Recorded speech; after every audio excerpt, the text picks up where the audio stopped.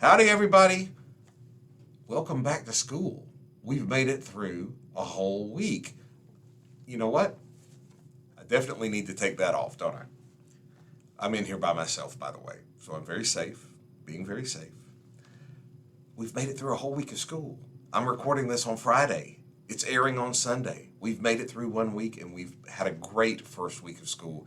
So, our book this week does have something to do with something that's up in the hallways of Porter. I'm really interested to see how this goes over with everybody. So, Miss Irwin knows how this works. The book of the week is The Snatchabook. Who's Stealing All the Stories? It is written by Helen Doherty and Thomas Doherty. The Snatchabook.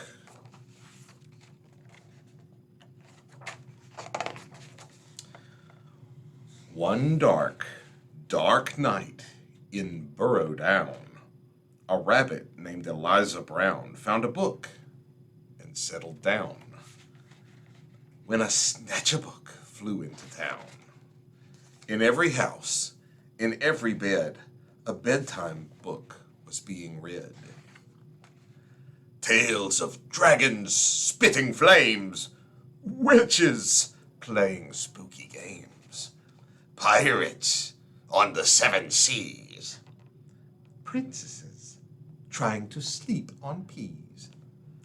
And every child in every bed listened hard to each word said. Eliza Brown at number 3 was reading quite contentedly. Her curtains opened just a chink. She barely had a chance to blink. Her storybook just disappeared. Eliza found that very weird. The little owls on Mommy's lap were quite surprised to hear a tap against their bedroom window glass. Tap, tap, the noise came really fast. Before they'd even looked around, the book was gone without a sound.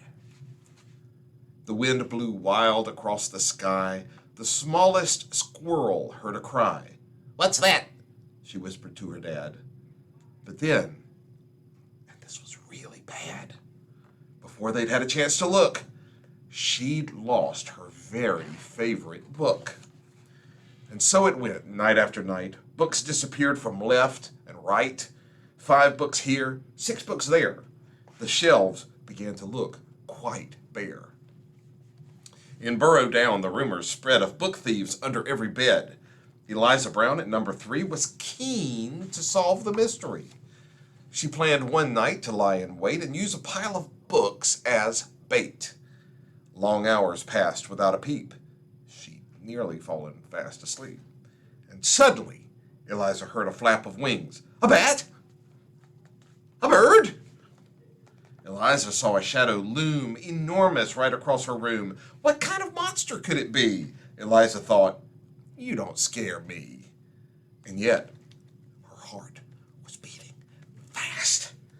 She'd have to face the thief at last. She threw the window open wide and shouted to the thing outside, "Stop stealing all our books right now!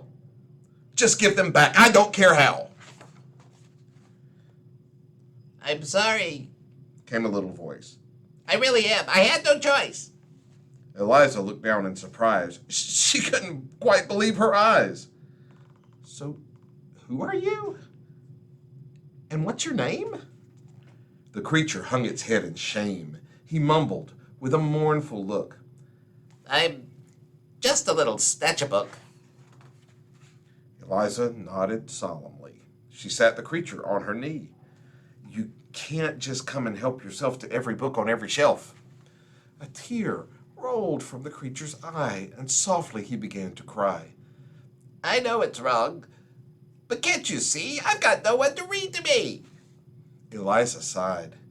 He looked so sad. If he just had a mom or dad to read him stories every night, well, then he might behave all right. That very night, they hatched a plan. And so, the Snatchabook began. to give back all the books he'd picked. Eliza Brown was very strict. Then, trying hard to prove himself, he stacked them neatly on each shelf. And when he'd made his full amends, Eliza called on all her friends and told them how he'd worked all night to turn a wrong into a right. And now, each night in Burrow Down, as darkness falls upon the town, in every house, in every bed, a bedtime book is being read. And if you take a closer look, you might just see the Snatchabook perched happily on someone's bed, listening hard to each word said. Be on the lookout in Porter for a Snatchabook. You never know when you might see one. Have a great day and a great week.